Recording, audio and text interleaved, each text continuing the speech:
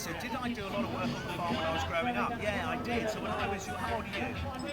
Yeah, so when I was about your age and a bit younger, as soon as I could carry a bucket or a wodge of hay or bottle feed a lamb, I was out there helping my dad.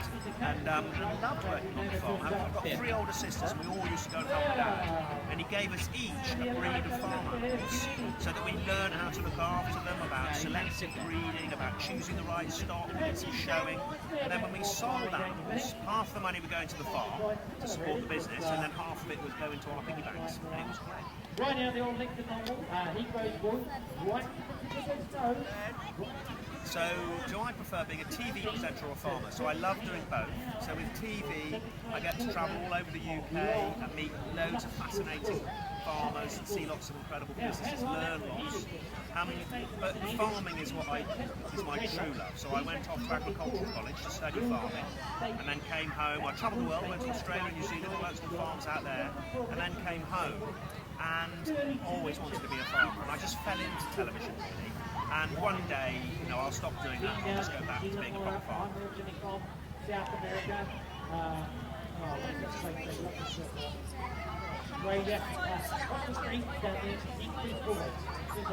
So how can your generation help the countryside so that your children and grandchildren see it too? That is a really, really good question, because as land managers we look after the countryside, we're sort of custodians of it really, and we want to leave it as farmers in a better place than when we found it.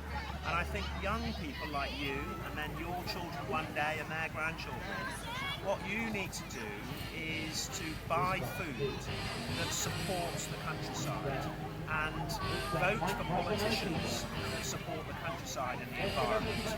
And so food and nutrition is really important for your health, for your children's health in the future.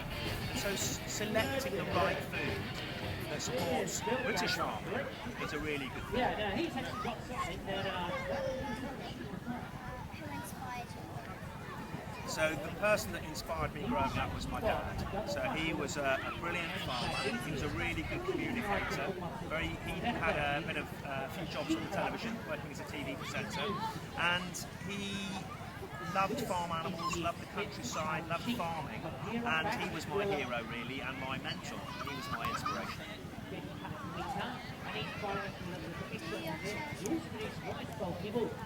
Yes, I've got a daughter who's 23 and a son who's 19, and they've always helped out on the farm as well, like I did when I was young.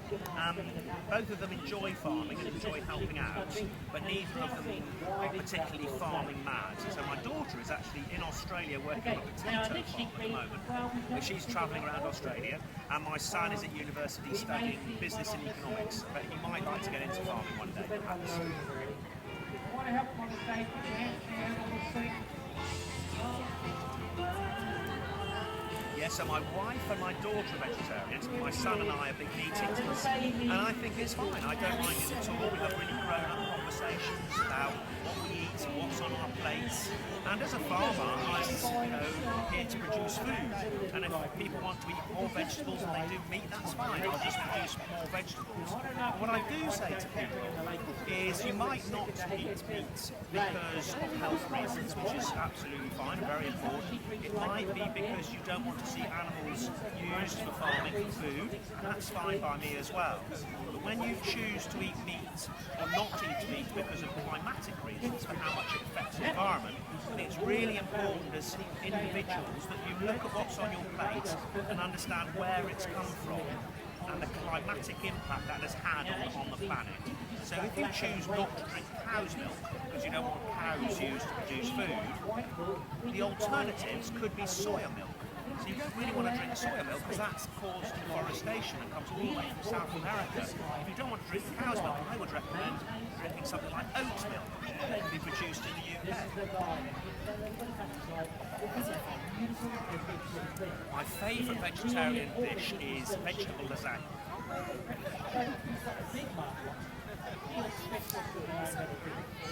You can.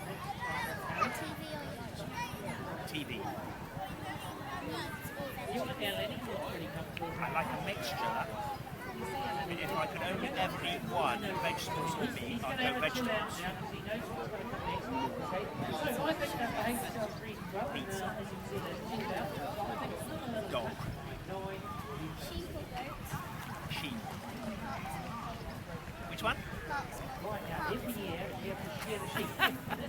Caleb.